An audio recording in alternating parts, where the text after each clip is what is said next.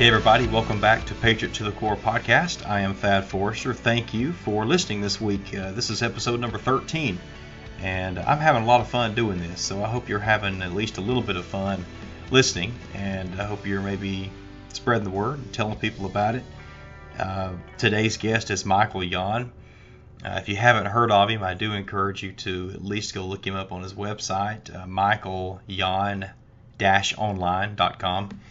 He's easy to find. I mean, he's been on all the major news outlets multiple times. He's got a Wikipedia page, so easy to find. But this is going to be a very interesting conversation. We're going to cover a wide variety of topics.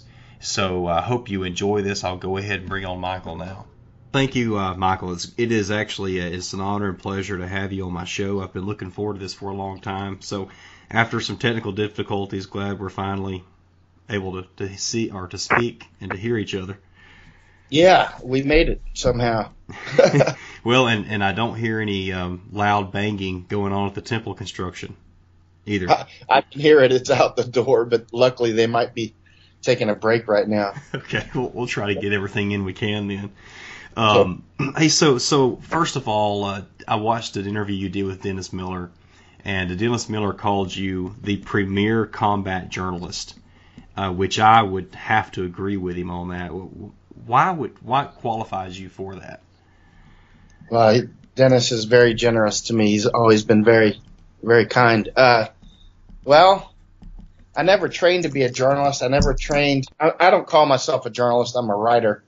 But I never trained with photography or with writing either. I lost a couple of friends in the war, and then decided to go over there and see for myself what was going on.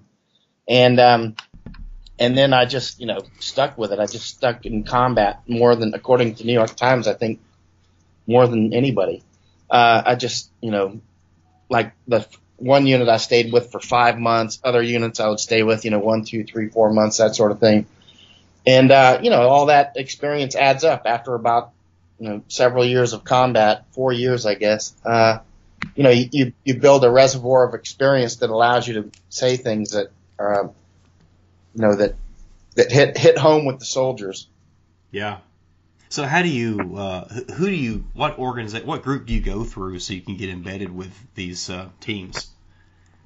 Well, the easiest way to do it, and I recommend this to other war correspondents, is to contact the specific unit that you want to go with, right?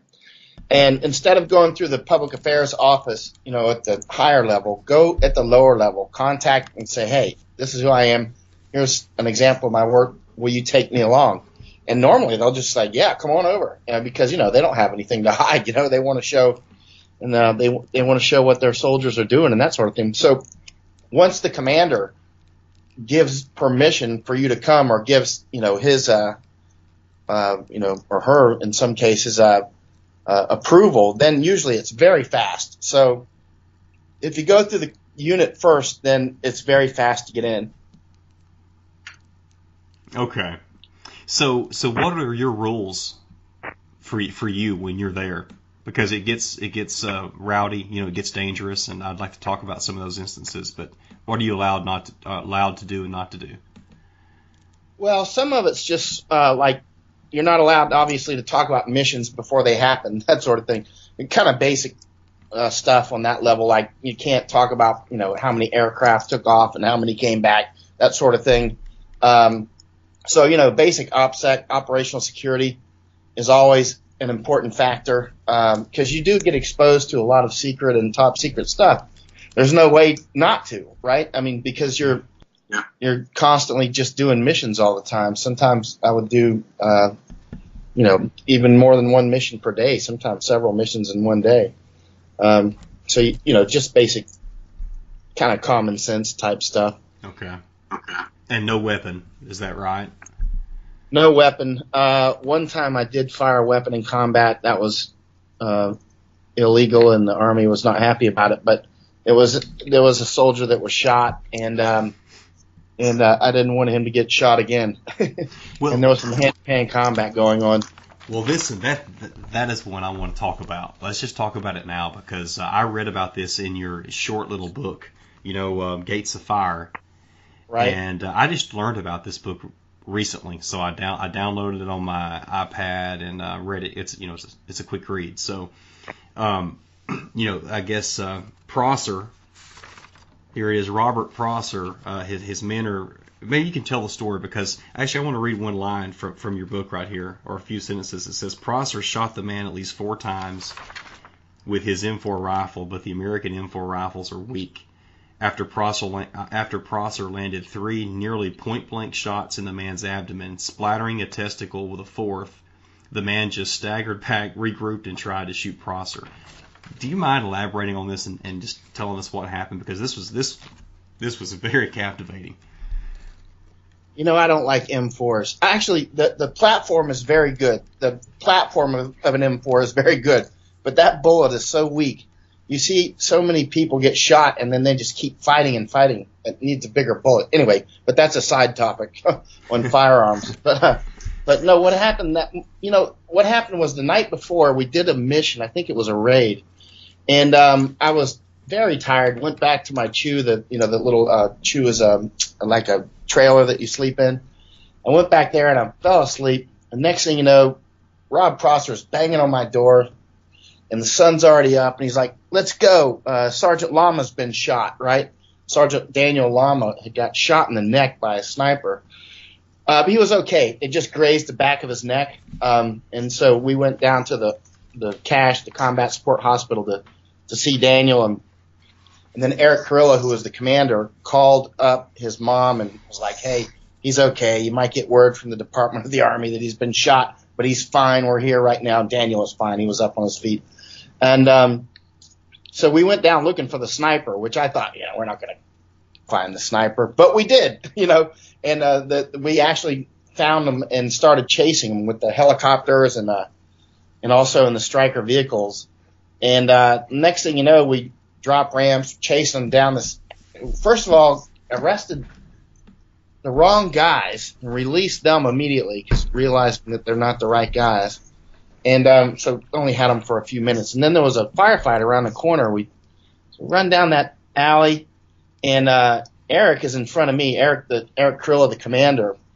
I just spoke with him the other night, actually. He's the commander of the 82nd Airborne now. But so we're going down that alley, and I keep my camera attached to my body armor, because that way I can keep my hands free, right? And but when you're running, you have to hold the camera; it'll hit you in the face. And so we were running down the alley, and my camera would shoot at 5 frames a second. So we were in combat, so I just kept my finger on the shutter release, and it was shooting at 5 frames a second. And then Eric got shot right in front of me, 3 times actually. Broke one of his femurs in half, and hit in the bicep, I believe, and then the other leg as well. And he rolled. At first, I didn't realize he was shot. Actually, I thought I'd seen him do a lot of combat already. So he's a very athletic guy. You know what I mean? So I just thought he was rolling to shoot the guy, but he was actually hit.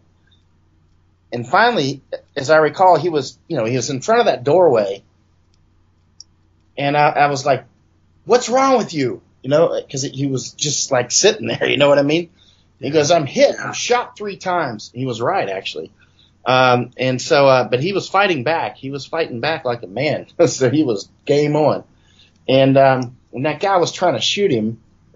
And then there was a lieutenant there. That lieutenant had never been in combat before. And it was strange, because we'd had I guess Eric was 183rd casualty in that battalion, and I think the lieutenant was a replacement for somebody, if I recall correctly. It's been since 2005, And I told the lieutenant, I told him to get in there and fight, as I recall, and he just didn't know what to do, which was very strange for me, because that unit's very aggressive. But he was new, you know what I mean? Mm-hmm. First firefight, we're in this alley, you know what I mean? It's kind of loud, we get into, these alley firefights get pretty loud. And so I told him to throw a grenade in there, and he didn't have a grenade. And I remember Sergeant Major ran by, Prosser, good friend of mine. He runs by. I didn't know it was him, actually. It was just, to me, it was a green blur ran by, or a brown blur, wearing his brown uniform. And So I was looking back. I was looking back over my shoulder because I thought we might get hit from the back. You know what I mean? So he was fighting one way. I'm looking the other way. And then I turn around. The shooting stopped. And I turn around and I see a bloody American leg in there. And I said, oh no. I thought one of our guys was dead. And then Eric is still, shot up in front of the doorway, just feet away. That's when I saw his rifle. I picked up Rob's rifle, and it was empty. He'd emptied the whole magazine because it was dark. It's very bright outside, right? So your eyes are adjusted for the really bright. It's really bright in Iraq, but it was dark inside the warehouse there. Uh-huh. So I just saw his bloody American leg. I was like, oh no. Picked up that rifle and it was empty. And so I told the lieutenant to give me some ammunition, which he actually did. And then I just went around in the corner and tried to draw fire, but I shot a propane canister instead.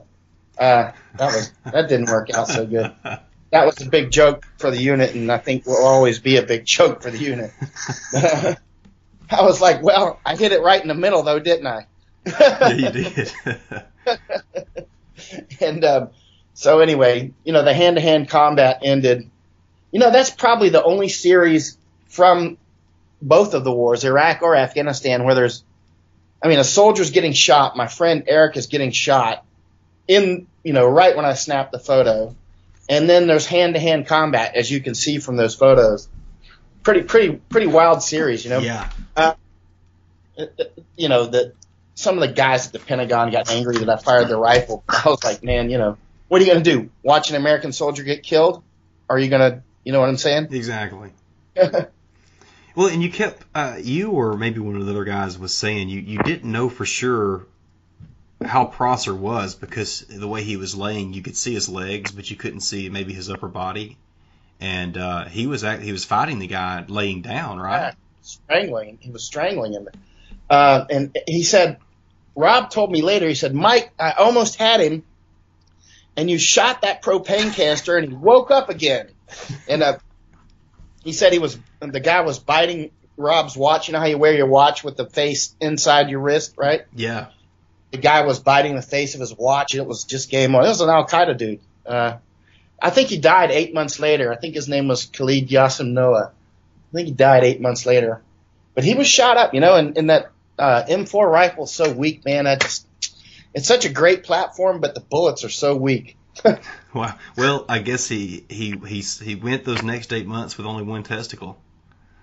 That's right, he did. Oh God. No, and they were in the same hospital together too. So we'd go back to the hospital and take Eric back to the hospital. And Eric, he's all morphined up or whatever they're putting him on, right? But he's trying to stay awake. He's still trying to give orders. I mean, he's a total commander. You know what I mean? Yeah. Like, even when he was shot on the ground, he was really shot bad. He's like, get the snipers up, get all this. Wow. And he's the one that had the broken femur from getting shot, right? Oh yeah, okay. Yeah. He's a commander to the end. He did combat every year from 2004, 5, 6, 7, 8, 9, 10, 11, 12. I think all the way up until 2014 or 15, he did combat every single year. Unbelievable. Okay. His body has just got to be just beaten, broken. Man, that guy, they called him Gorilla the Gorilla. That sounds like a good name for him. I told him the other night, I said, you know what, you're like half geek and half gorilla, because he's an incredibly intelligent guy, But man, when it comes to combat, that's not somebody you want to deal with. Man, so that was, I guess you were embedded with some pretty good dudes, and then you had the lieutenant, and then I don't know, it sounded like a few guys that just were almost like dazed and confused. I mean, they just weren't doing anything. It was two. It was okay. Lieutenant and the specialist. But neither one of them, oddly, well, the lieutenant was new because he had just come in from the United States, and that was like at the end of the tour. You know what I mean? So we'd been in a lot of combat, and the specialist, he worked in the TOC, the Tactical Operations Center, right? So he worked in the headquarters. So he never he never actually went into combat until that day. He was out there that day because Eric Kurilla's normal security guy was down in Baghdad. We were in Mosul. He was down in Baghdad.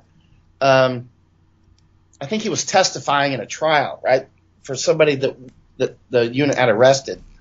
So he was not there, and that guy, he was a real combat stud, but he wasn't there. So the specialist was there, and he just hadn't seen any combat. And you get into these alley fights, they're pretty scary. You know what I mean?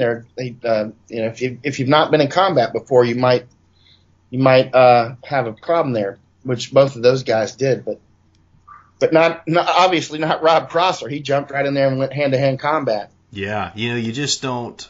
I don't think you hear much of. There's not much hand-to-hand going on here in these modern days, is it? Yeah. Well, actually, I would have thought that as well, but both Iraq and Afghanistan there was hand-to-hand. There was both places. Not a huge amount, but enough that it's not uncommon. Okay. For instance, on another mission, I didn't go on this mission. I think I was asleep because I'd just done another mission before that, and I was back on the base. But Eric was out there, and Rob was there again, I think. And they got these guys. I think they were Tunisians. I think it was 3 of them. And so they were in this house, and they're amped up, man. These guys use drugs. They use a lot of drugs. And they'll use a speed, some combination of speed. I've forgotten what the combination is, but so they get into this big hand-to-hand fight. The guys get back on base. They're like, "You should have been there, man." I was like, "Well, I was asleep, I think." But that was another one. Then another example, the guy that shot Eric, Khalid Yassim Noah, he had been arrested earlier, about a year before. He attacked some U.S. soldiers, also near Mosul, as I recall, and tried to take their weapons. Tried to take one of them's weapon. And they got into hand-to-hand combat. The guy ended up at Abu Ghraib, and then they released him, and then he shot Eric. And Eric used to complain all the time, "You need to write about these guys that get caught and released. We're catching them. They're obviously bad guys, and they're releasing them, and then we have to fight them again." And then Eric got shot by one of those guys, Yeah. Well, that is personal. Have you written about many of these guys? On the ones that have been caught and released? Yeah, I wrote about them eventually. Eric was like, telling me every week, "You need to write about these guys," but we were doing so many missions. It's like bugs on your windshield when you're in the swamp. You know what I'm saying? When you get into real combat and it's really going on all the time, it's like, every day is a new drama. And so, you know what I'm saying? You can't write about everything. Yeah, it's like, yeah. You know what I'm saying? Yeah, I guess you just got to prioritize. Way too much going on. And, and also sleep sometimes and eat sometimes, you know what I mean? But we just did so many missions. It was unbelievable. But I love that unit. I miss them. Deuce 4, 124th Infantry Regiment. Okay. I went back to Washington State, and I met with some of the old veterans. They were old Buffalo soldiers, and they took me to lunch, and they started reading my blog when I was with 124th. I remember getting an email like, "Look, our boys are in action over there." They were in the Korean War. They were in the back in the 50s. So, well, I would imagine. You have to have even so this was 2005 we were talking about, or 2004. When was the first time you went as a writer or a journalist? December 2004. Okay. But you've got to have a lot of credibility because you're you're a Green Beret. Well, I don't know if that helped or not. I did a little bit because a friend of mine, Rodney Morris, he was a lieutenant colonel. We went to high school together. We used to work out together and chase girls together and that sort of thing. And he joined the Army, right? So this would have been when I was about 16 or 17. And he joined up, and then he came back from the Army. He was a year or two older, and he came back, and he's like, "You need to join the Army." You know what I mean? And next thing you know, I'm in the Army. So anyway, Rodney made a career out of it. He retired just a couple of years ago. But he was the one that really got me to go over. He used to Skype me all the time. You know how many problems we've had with Skype. Mm-hmm, yeah. But he used to Skype and email all the time, like, "When are you coming to Iraq?" And I'd be like, "Never." You know what I mean? I'm not coming to Iraq. Are you crazy? And, he's a really close friend, so you can talk like that with him, And so finally, my two friends got killed, Richard Ferguson and Scott Helvenston. One got killed on March 30th and the other one on March 31st, 2004. And when they got killed, I went to both of their funerals. One was in Colorado and the other was in Florida. You might remember Scott because that was in the news a lot. That was he was the Navy SEAL that got killed in Fallujah with a couple of other friends. They were contractors for Blackwater. What's Scott's last name? Helvenston. Okay. Helvenston. We used to play football together and work out together as well. So Scott, good Lord, at his funeral, it's like you wouldn't believe how much media came. It was just like out of this world. Just like even from Japan, it was unbelievable. They were just like, they flocked around because he was on television a lot and that sort of thing. And he's kind of famous actually. He was on that show Combat Games or what's a show called?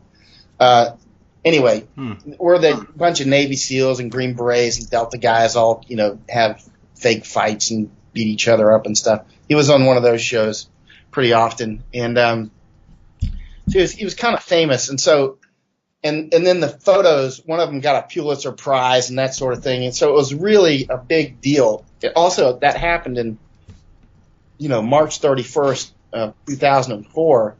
And keep in mind, that is precisely when Fallujah started to break. I mean, not Fallujah, but the Abu Ghraib, which is real close to Fallujah. The Abu Ghraib prison scandal started to break in April, really break. It had already been out a little bit, but most people didn't pay attention. So he got killed, and then we attacked Fallujah. I wasn't there yet, and did a real big attack on Fallujah, actually. I think killed like 600 or 1,000 people, actually. And so that was huge all over the news. And, Abu Ghraib broke that month. And then the war really kicked in, that really got into overdrive after they were murdered, after Scott and the other Blackwater guys were murdered, killed. It was combat. So I don't know if you want to call it murder, but so anyway, I went to their funerals, and then my friend Rodney Morris, who was in Tikrit at the time, he's the one that kept telling me to come over. So finally, I got on the airplane and went. But that was after I went when I saw the second Fallujah attack unfolding in October and November, right, in December. When the second Fallujah attack was called Operation Phantom Fury, I was like, what's going on here? We're losing the war. I'm running around the world doing my thing, which I was having a good life at the time. And I said, you know what? But my country is at war, and I'm just playing out here, traveling in India and that sort of thing. And so I finally went to the war. And when I went, I stuck. That was one of the things I told Rodney. I'm like, me, Rodney. If I go to the war, I'm probably going to stick. You know what I mean? And I did. So for how long? Well, I spent from 2000. I got there in December of 2004. I left sometime in mid or late 2005, and then I went to Afghanistan, and then I went back to Iraq and back and forth to Afghanistan, Iraq, Philippines. I got invited to the war in the Philippines too, and so in total probably 4 years in combat. But it was spread out between December 2004 and 2011. Okay. And then after 2011, I ended up covering a lot of the fighting in Thailand. There was a lot of fighting in Thailand. Actually, I almost got hit with an RPG in Bangkok. It was unbelievable.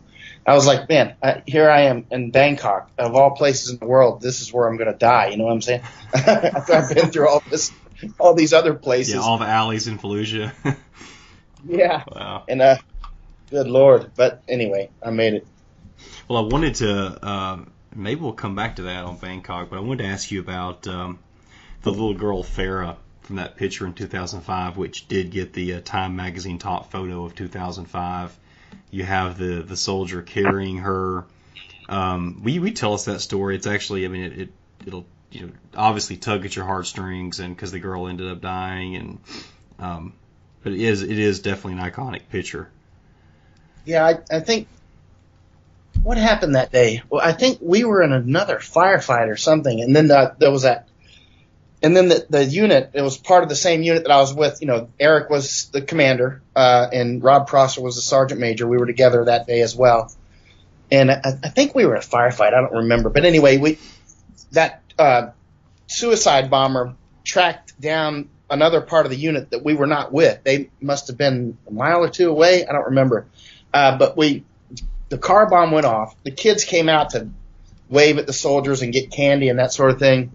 Because the soldiers love the kids, and the kids love the soldiers. They just get along, like almost adopt each other. You know what I mean? Mm-hmm. So anytime they would see our vehicles come by, the kids would be running out. Which I always like, man, stop throwing candy to the kids. We're gonna run over one of these kids one day. You know what I mean? Because they run out in the streets. They're sure. Kids. It's like throw candy to kids, and you're gonna end up accidentally running one over. But that's not what happened. They ran out, and that suicide bomber came up and hit the vehicle. And or did he hit the vehicle, or he exploded very close to it?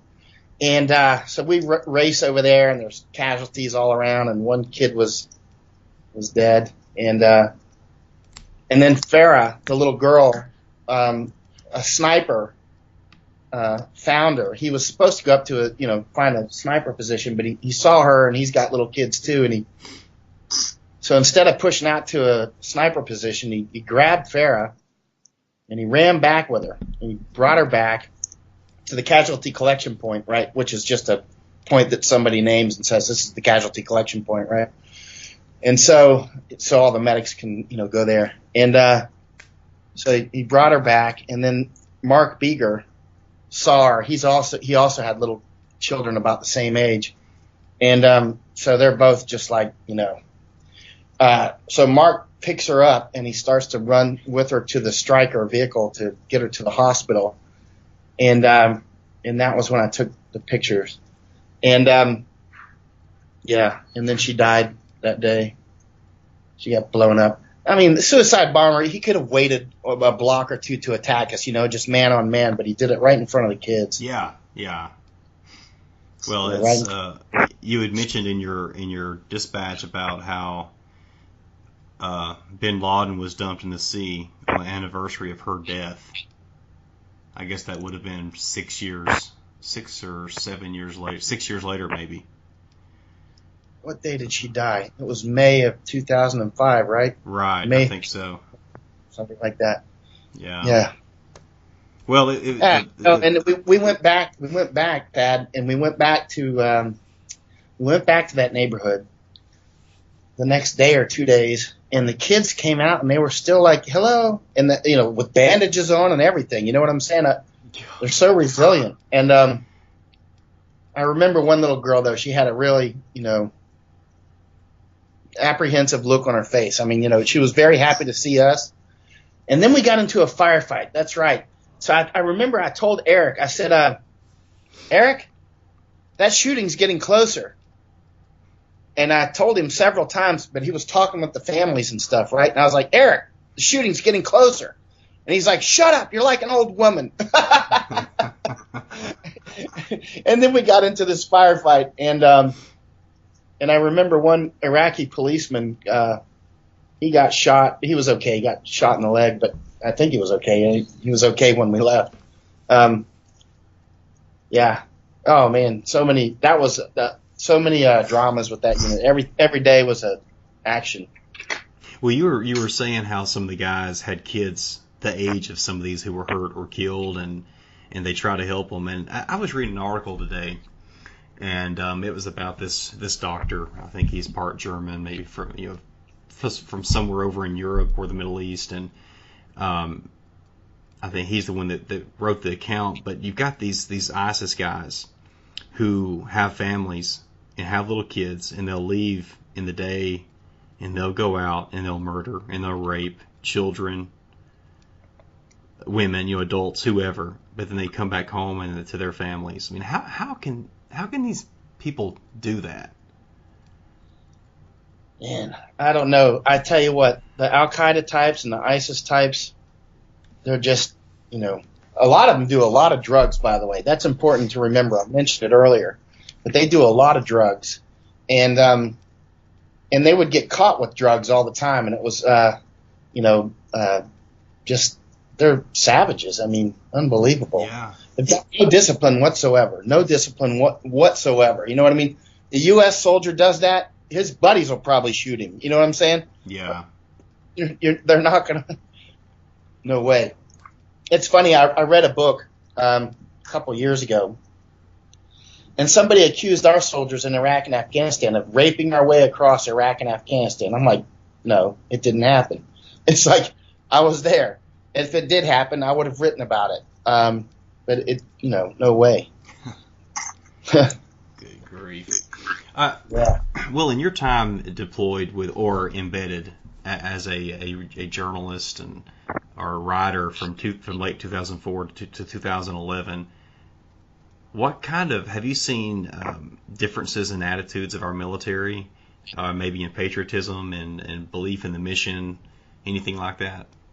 Well, patriotism is pretty high in the military. I mean, so I mean that's one of the pleasures of going out with the infantry. I love to go out with the infantry. Infantry is my favorite. I mean, that's pretty high, and also morale was pretty high. However, I did see towards the end in 2011, the end for me anyway, or the end in Iraq or the end in Afghanistan, because then I went over to cover the fighting in Thailand and some other places. I went to Turkey as well. They started to realize that the Afghan war is just we're spinning our wheels, and and they want to win. They come there to win. They don't come there to play around, and they can tell that the people in Washington are just they don't know what they're doing. You know what I mean? They just don't have any idea what they're doing. Yeah.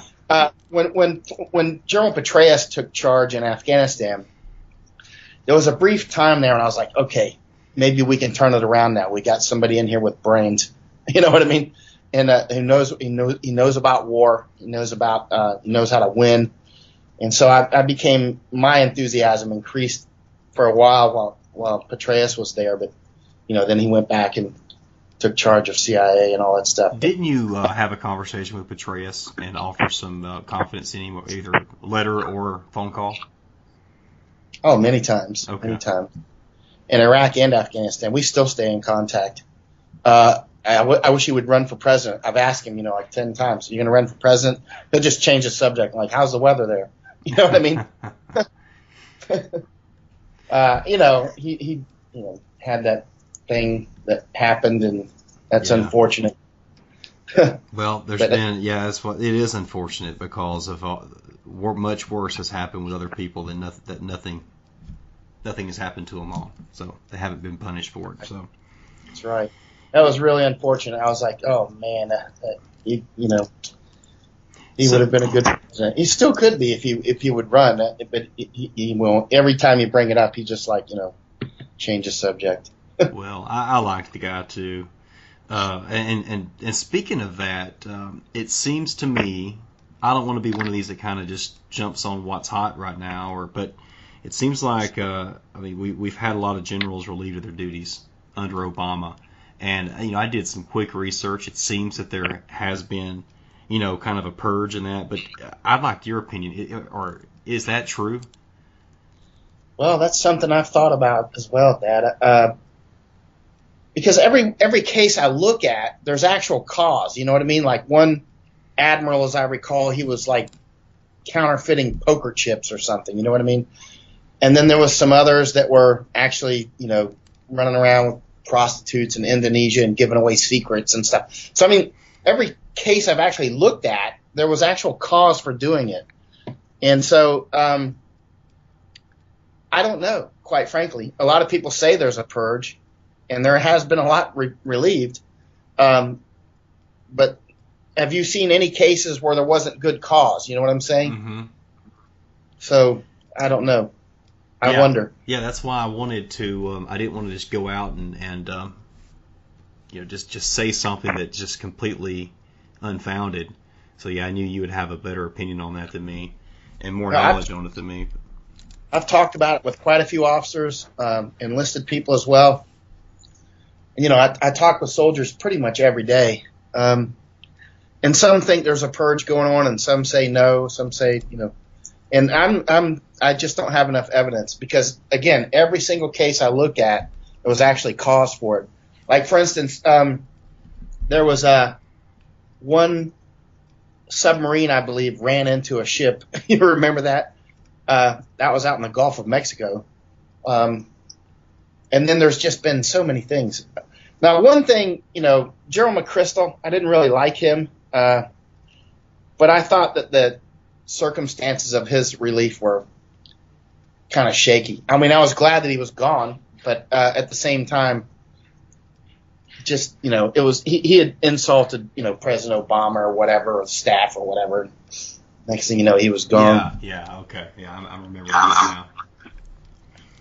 Well, what about the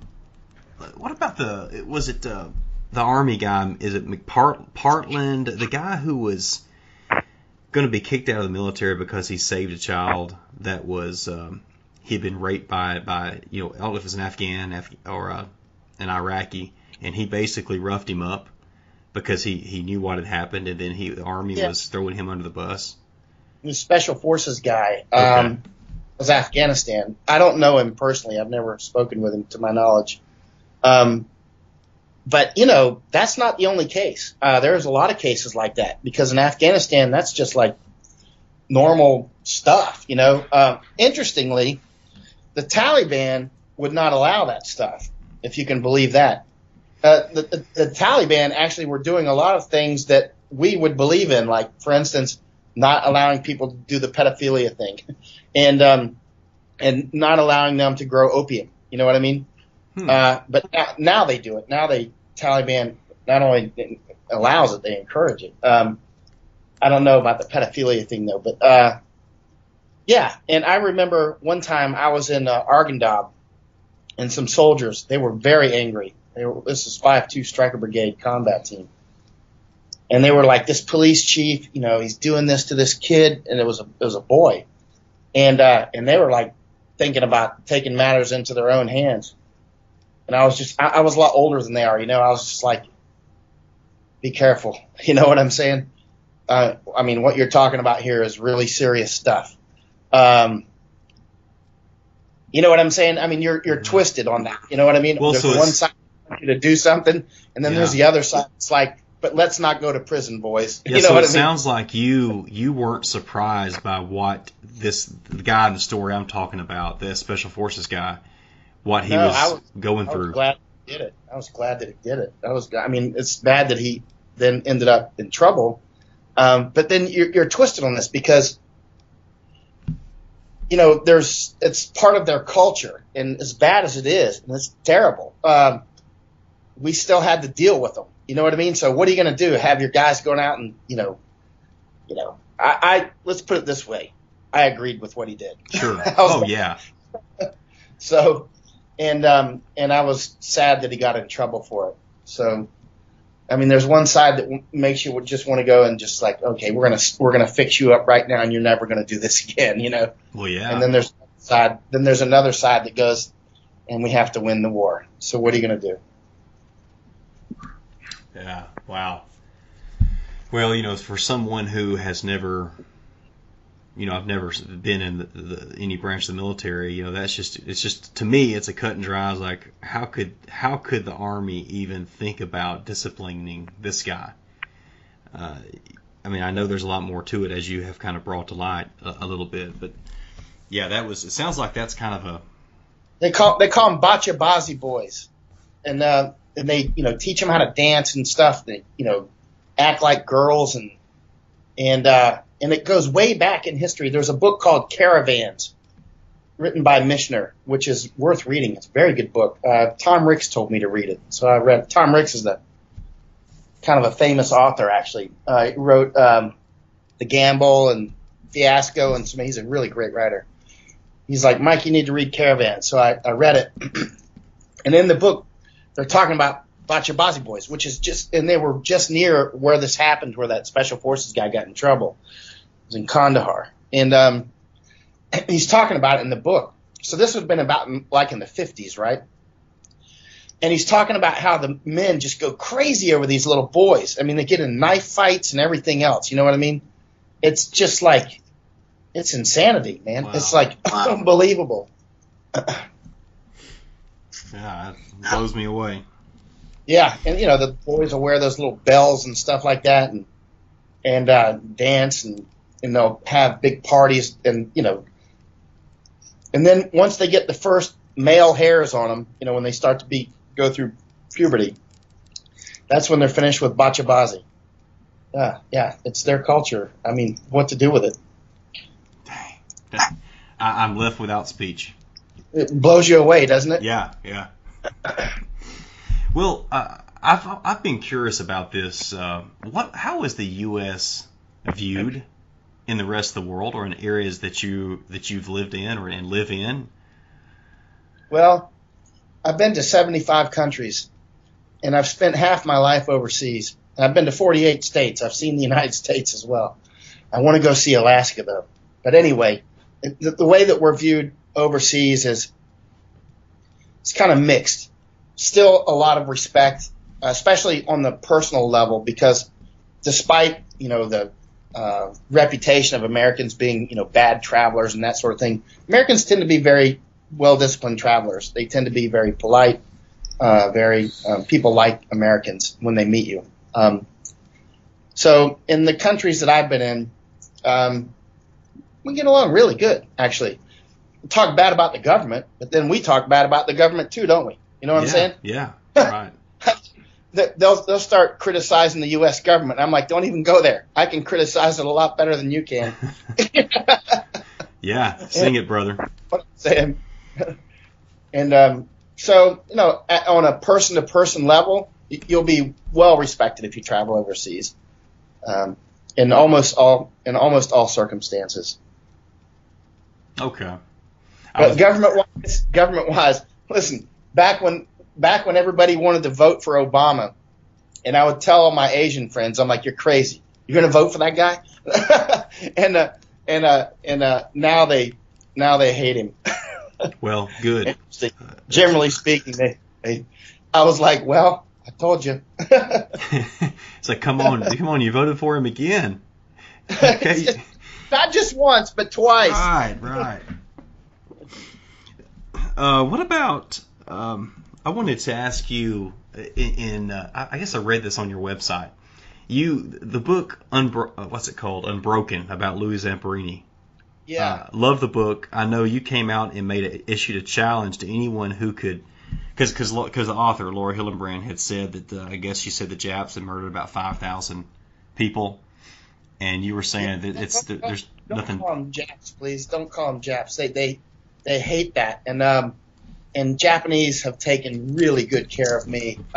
You know who the 442nd Regimental Combat Team is? The 442nd Regimental Combat Team is the most decorated unit for its size in the U.S. military, and it consisted of Nisei. Do you know what Nisei is? No, I don't. Nisei is the first generation Japanese, right? So back in World War II, we incarcerated about 120,000 Japanese, right? And we basically treated them well, but took their property. I mean, treated them well. We took their property, and we put them in camps all over the place. I think out in Colorado and New Mexico and some other places. So 120,000, we put them in camps because they're afraid of sabotage and that sort of thing. And then still, they joined the Army, right?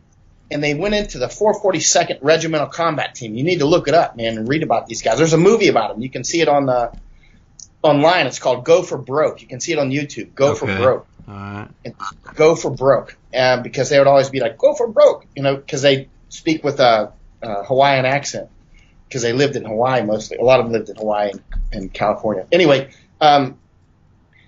so they went off and they went to fight in Europe, and they fought like crazy. They came back with bucket loads of like medals of honor, silver stars, it was unbelievable what they did. And took, I believe, more than 100% casualties, actually. a complete replacement, as I recall. I'm not sure about that though. But they're worth looking up. And there's that movie, Go for Broke. Watch it. It's in black and white. But don't call them Japs, man. They served the United States, and they served it well. They really did a great. No, I appreciate that. I had actually, unfortunately, I'd seen it written down and said it. So yeah, appreciate you let me know, which makes sense. I mean, obviously, it's not hard to tell. Yeah, that sounds like a derogatory word.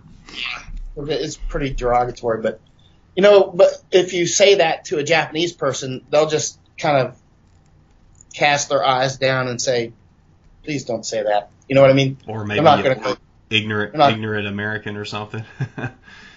Yeah, I mean, they're great people, really great people. Man, if you ever get a chance, go to Japan. You'll love it. And I mean, if you lose your phone or something like that, it has a way of coming right back to you. You know what I mean? They're very, very honest people.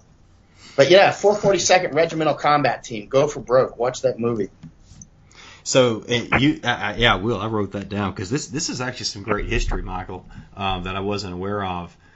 Because I know you challenged Laura Hillenbrand's claim there, and obviously no one has been able to prove. No, it didn't happen. It just did not happen, period. It's just a lie. And it's also a lie that they kidnapped 200,000 women. It just simply did not happen. I've been to 11 countries researching that topic: Malaysia, Indonesia, Myanmar, Thailand, Japan, Australia, Philippines, United States, a couple more. And it just did not happen. It's just a big lie. And the Koreans and Chinese are putting up these statues, making it sound like the Japanese were around, kidnapping all these sex slaves. It did not happen. There was 19 that were kidnapped down in Indonesia. That's true. And the soldiers were caught and they were punished by the Japanese. And there was a few in Philippines as well. They were also punished and caught. But it wasn't 200,000. I was out in so many villages you wouldn't believe it. Asking. I was like, who's the oldest person in the village? Because I want to talk with people over the age of 90. You know what I mean? I've talked with more people over the age of 90 in the last 2 years than I have in my whole life combined. And I would just go out to the villages and I'd be like, who's the oldest person in the village? And then you won't believe how welcoming they are in so many of these countries and these villages. They'll just be like, yes, come in. And I have to bring interpreter, of course. And I found one lady who I believe was authentically kidnapped and raped. But otherwise, it was just all a big lie. And the thing on Tinian Island, you're talking about Tinian Island with Laura Hillenbrand. There's a statue, not a statue, there's a monument down there. And it's written on the monument that Japanese killed 5,000 Koreans, right? But keep in mind, Tinian Island is the island from which we launched the 2 missions on Hiroshima and Nagasaki, right? Mm-hmm. Where we dropped atomic bombs home. And we also had 4 major airports there with huge runways so that you could take off multiple aircraft from all the runways at once and, get over to Japan and bomb Japan and get back to the islands because they would launch missions from multiple islands at once, right? And so keep in mind, in those years, Koreans were Japanese. They were Japanese citizens, right? President Park, who's the current President Park, her father, also President Park from Korea, was a lieutenant in the Japanese army. The Koreans were actually Japanese soldiers. And when it came to cruelty to American soldiers and British and Dutch as well, a lot of that came from Korean Japanese, right? It's still Japanese fault because they're wearing Japanese uniform, right? Yeah. But they were very, very cruel to our people. And things like the Bataan Death March, that's totally real. I was in Bataan last year actually researching on this. That's obviously real. That happened. That was a war crime. But then a lot of the other accusations are not true. Like the accusation of murdering 5,000 people in Tinian, it's written on a monument down there. And this general, I've forgotten his name, but back in about the 90s or so, he wrote in his company in his unit newsletter. He's like, Japanese murdered these 5,000 Koreans, because he saw it on the monument, right? If you want something to become true, quote unquote, put it on a monument. You know what I mean? Yeah. People start repeating it, but it's not true. You just build a monument. So he repeated it. And then there was a guy named Eric Nash. Anyway, he worked for this company in North Carolina, and he was quoted as saying that this happened down there. So I contacted the company, contacted everybody. It could not get in contact with him though, but he clearly did not make the statement. He was not even there when it was attributed to him. And plus, he was there like in the 90s. You know what I mean? It was like long after the war. So anyway, we found in the U.S. archives census, because we invaded Tinian in what was that? About June of 2000, May of 2000, or 1944, right? Or 1945. I think it was May of 1945. I don't recall. Something like that. So we invaded Tinian, and there was a huge, actually a tank battle on that little island, if you can believe that. And so our guys started taking census every month. We found the census. The Koreans were alive. There was more than 2,000 alive, and there was no allegations whatsoever of any mass murder of Koreans. No allegations. And so, if they actually committed a war crime, say it. Bataan, war crime. You know what I mean? Yeah. But Tinian didn't happen. It's a lie. What country or group do you think is the U.S.'s biggest threat? Either China or Russia. China. I would say China. China's on the march, and they're very capable. They're not as capable as we are at this point, but they will be. I mean, they're on that direction, whether that be military, economic, or in space, for instance. China. I mean, biggest threat. Okay, that depends on how you want to define threat, though, as well, right? Some rogue nation with a weapon of mass destruction can be a pretty big threat. Right. Organization, but when it comes to overall competition, that would be China. I couldn't argue with you there for sure. I wanted to ask you maybe one more thing, and then get to briefly get to your background in your late teen years. But there's a story that you and I have actually already talked about before. But there's an American that was kidnapped in China, and he was over there visiting, and so he was proclaimed as dead, and his family still believes that he's alive, and so they say they have good evidence to believe that now he's in North Korea teaching, maybe working for Kim Jong-un, and he's married, has kids, and so they're saying that there's this happens regularly, between China and North Korea, maybe other countries too. So I wanted to get your take on that. Well, I don't have any knowledge about his particular case, but it is a fact that North Koreans have kidnapped Japanese and taken them back, and they've done the same thing, actually. They make them teachers and stuff, and so they'll be teachers, and they actually get married, and it's kind of strange, actually.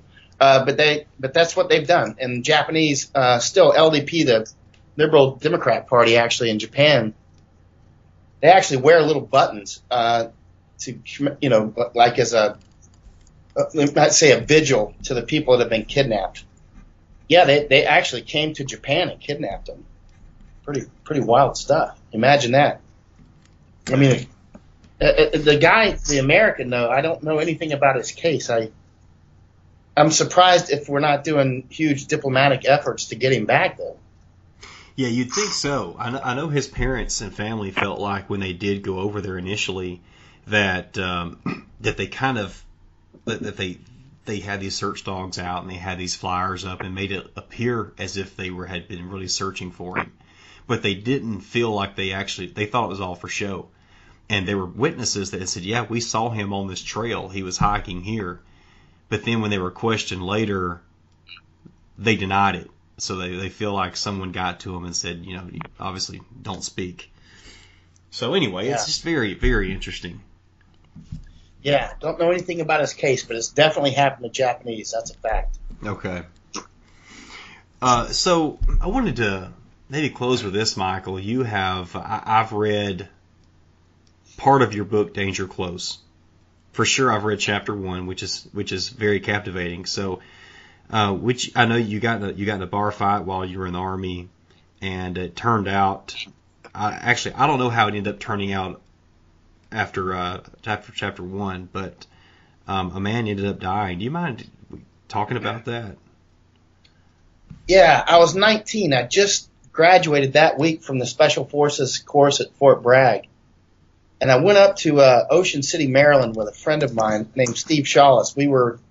Steve and I have been all over the world together. We were in Afghanistan together, that sort of thing, much later. And that guy, he was just causing a lot of problems. He'd been in 3 fights that day already. He had already destroyed the kitchen where he worked. He worked in some restaurant. And he was just, like, out of his mind. And at first he was going after Steve, actually. Then he started to come after me. And he attacked me. And so I punched him a few times, and he died. I couldn't believe it. You know what I'm saying? Yeah. It's just a fist fight, and the guy dies. And so, that was not good.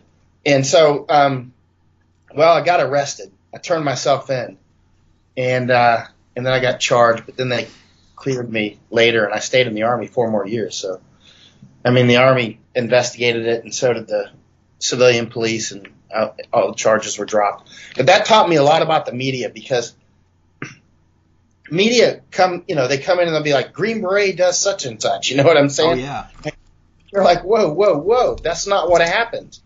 This guy was clearly trouble, and I didn't mean to kill the guy. It just happened, and that's the way it went. And so, I stayed in the Army 4 more years. I went to language school and all kinds of things after that. But, I was very lucky, though, because other people came out to help me, like this lawyer named Daniel Long. He became a judge later. It's interesting because when I became a war correspondent, Mr. Long didn't realize I was a war correspondent. And he emailed me at one point. He's like, hey, I heard you're a war correspondent, or something like that in his email.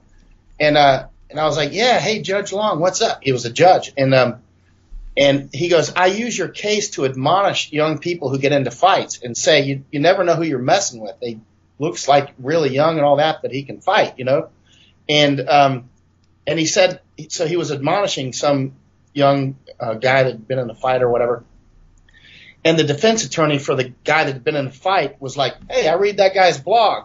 And Judge Long was like, really? He's a war correspondent? So then we ended up getting on the phone and talking. And he was so good to me. You know what I mean? It was bad times and good times. It was bad because, first of all, the guy died.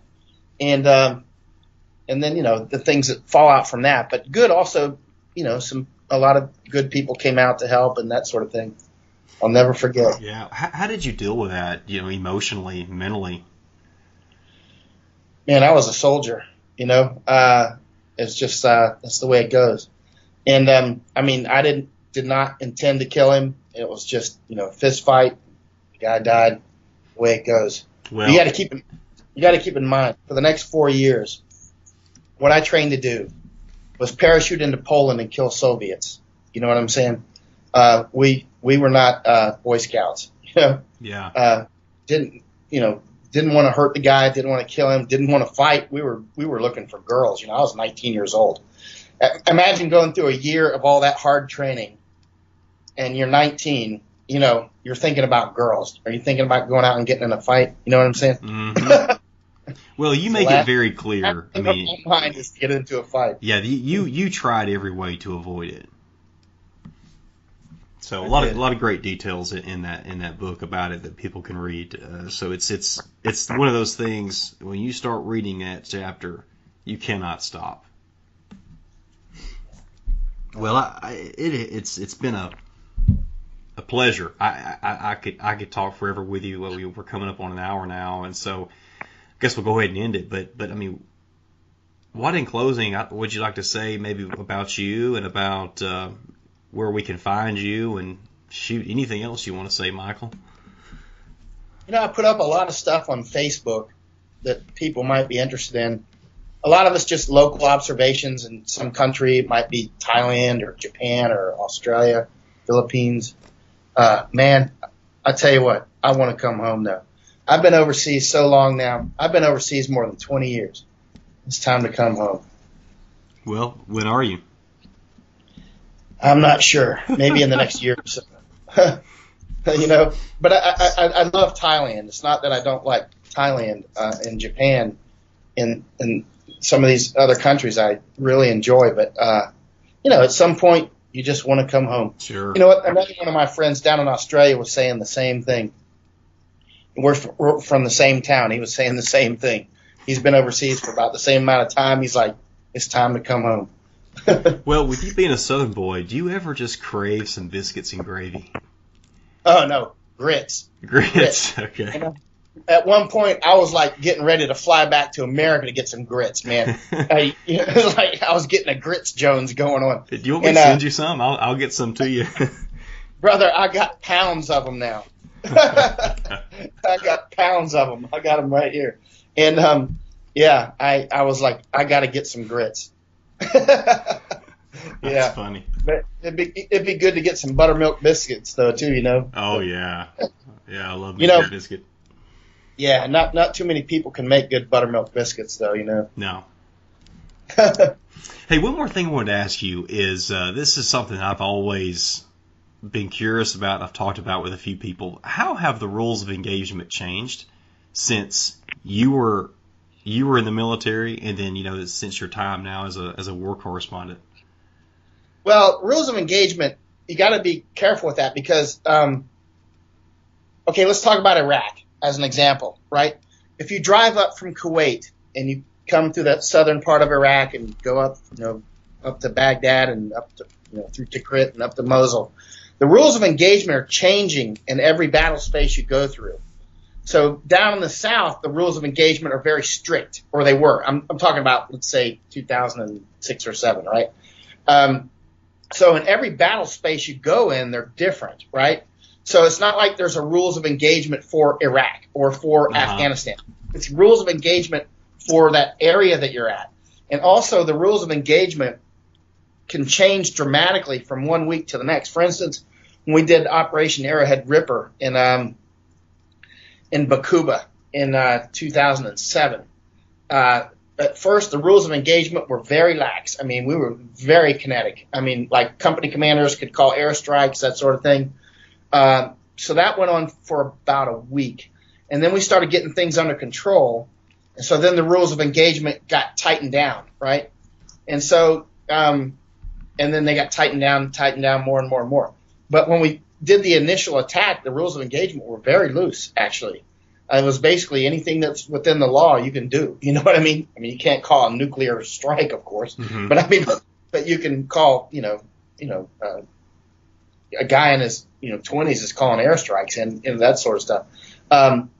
So it changes. And the same with Afghanistan. For instance, in southern Afghanistan, let's say Helmand province, rules of engagement could be pretty loose there at times, actually, especially in the early part.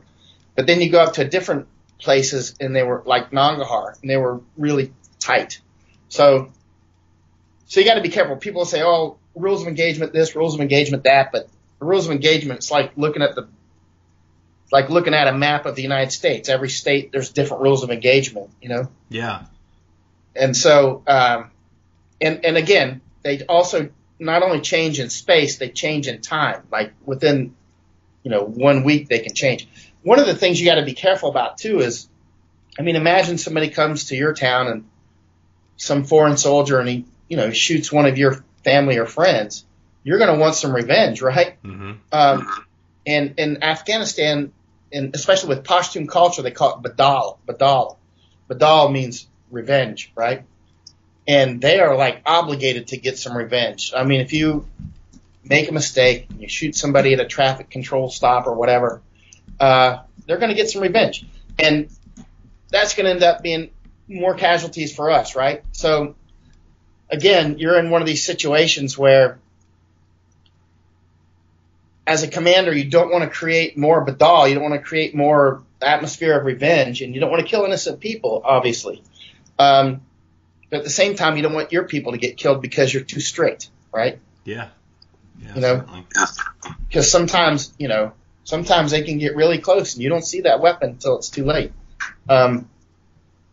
So, what do you do? So the commander's in a very tight situation. But again, some places it would be very loose. Sometimes it was very loose. Sometimes it was very strict. Okay. Thank you. Yeah, and Michael, thank you so much for serving our country, and then for doing what you do now, for letting the rest of us know what's going on, from being right there first person. You've got a huge following. I mean, on Facebook, you've got over 400,000 followers. Am I correct on that? Yeah, I think you're right. It's a lot now, isn't it? Yeah, it's a lot. You are extremely intelligent. I mean, I've really looked forward to this interview for a long time, ever since that you agreed to do it. So thanks for making some time, and it's been an honor. You're a great American. Anything in closing you'd like to say? Nothing, but I'm coming home soon. It's great talking with you, Dad. Hey, you can just throw in some Aussie. Mama, I'm coming home. Mama, I'm coming home.